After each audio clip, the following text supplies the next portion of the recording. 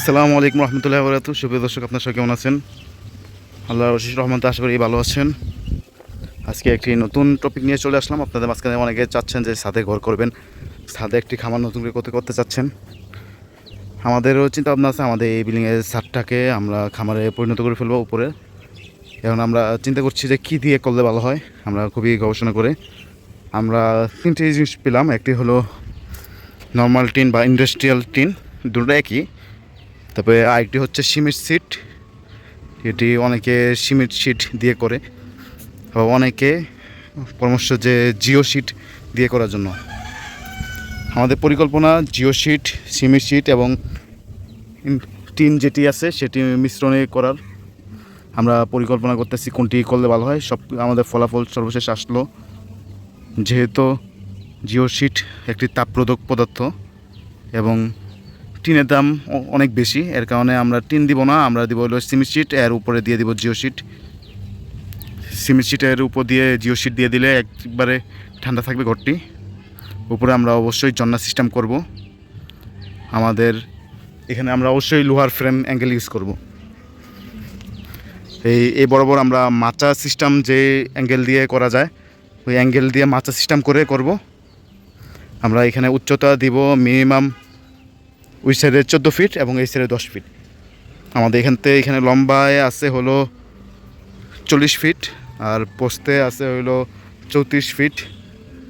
আমরা ওই সাইড থেকে এই সাইডে লম্বায় ঢাল করে এনে এদিক দিয়ে ফেলে দিব, কারণ এদিক দিয়ে পানিটা চলে গেলে কোনো সমস্যা নেই। এদিকে অনেক খোলামেলা স্পেস রয়েছে, এদিকে একটি পুকুরের মতো রয়েছে, এই পাশে পুকুরের মতো রয়েছে, এই পাশে সমস্যা হবে না।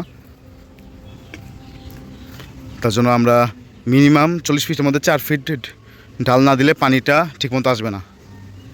4 ফিটের মতো ঢাল দিতেই হবে। আমরা এদিক দিয়ে বাতি রাখবো 2 ফিট এবং ওই দিক দিয়ে বাতি রাখবো 2.5 ফিট। আর এদিক থেকে মানে এই দুই সাইড থেকে আমরা বাতি রাখবো 1 ফিট 1 ফিট করে রাখলেই চলবে। আমাদের এই সাইডে যেহেতু বাড়িঘর আছে, এই সাইডে আমরা পানির ডালটা রাখতে পারবো না, তার জন্য অবশ্যই পশ্চিম দিকে আমাদের থেকে পশ্চিম দিকে রাখতে হবে।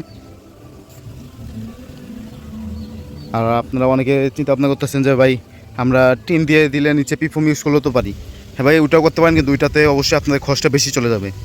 পিফোমেরও দাম বেশি জিও শিট থেকে, আর এদিক দিয়ে টিনের দাম এই যে সিমেন্ট শিট থেকে অনেক বেশি। আমাদের এখানে খামারের মধ্যে সিমেন্ট শিট লাগতেছে 50,000 টাকার, আর যেখানে আমরা টিন ইউজ করতাম এখানে 85,000 টাকা টিন লাগতো।